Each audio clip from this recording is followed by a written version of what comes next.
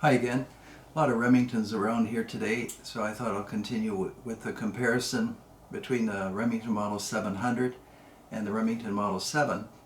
And then I thought to make it even more interesting, I took out an old Remington 600 that I have and I learned from the comparison. So we'll start with the 700 that was in another video. This is the ADL model.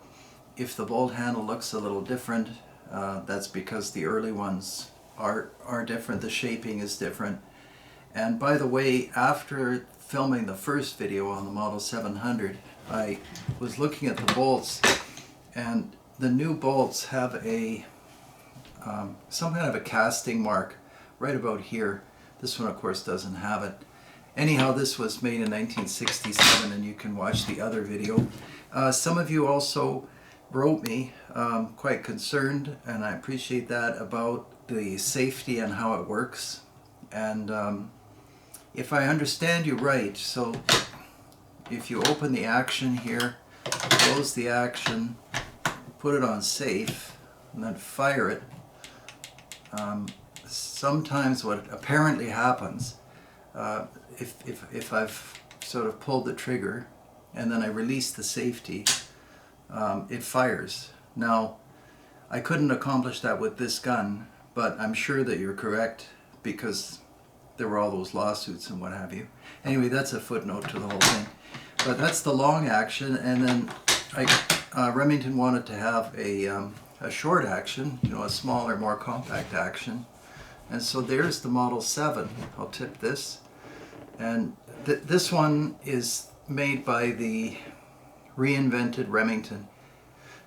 And I think it's safe to say if there were quality control issues, they've probably resolved them, and hopefully Remington is back. This is a beautiful little rifle. It has a funny name, the Remington Model 7 something. It's named after this camouflage pattern. As you know, I'm not generally a camo gun person, whatever that means. But this is beautifully made. It's in 308, very light rifle.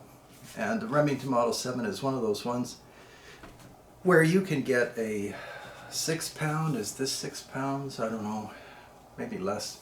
Whatever it is, it's very light, and it's not expensive at all. You don't have to go out and buy a Kimber, although I recommend that you can buy Kimbers. They're great rifles, but this accomplishes everything. Barrel's maybe short, ready for a suppressor if you need, but you can see the action dimensions here. So that's the 7 and the 700. And then surprisingly, like, I didn't even know this, here's the 600. Now, this 600 action has been subjected to the Bubba virus. That bolt handle is not original.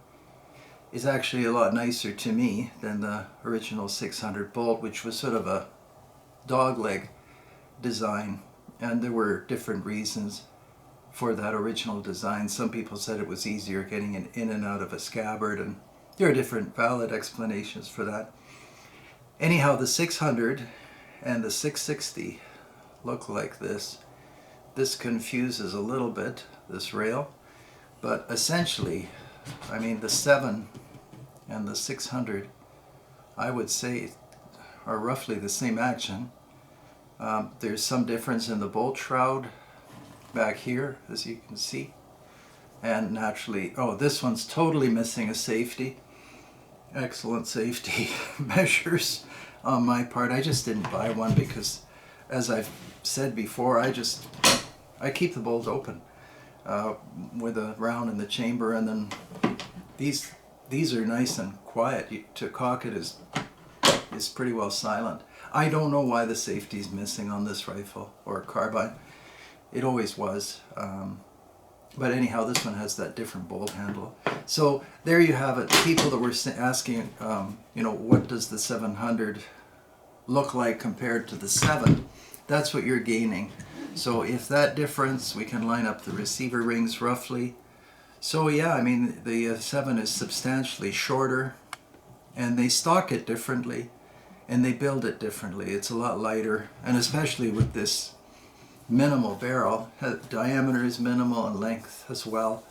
It's extremely fast handling, and yet in 308 I don't think the velocity loss is that dramatic. I mean, generally speaking, the velocity loss per inch of barrel length I think is something like 100 feet per second. At least that's what I was told. So maybe that's a major concern. It isn't for me. 100 feet per second isn't that big a deal. Anyhow, a fairly quick video. There are many different models of the Model 7. You can get a CDL, I think, and some of them have sights. There's a youth model, which is excellent. And for the quality you're getting, especially from this newly reinvented Remington, I think they're exceptional. So that's it for the comparison of the 700, the 7, and the 600. And even though it's not on the table, the 660 is really a lot like a 600. It just has different barrel lengths. And you've probably seen some Remington bolt actions with laminated stocks.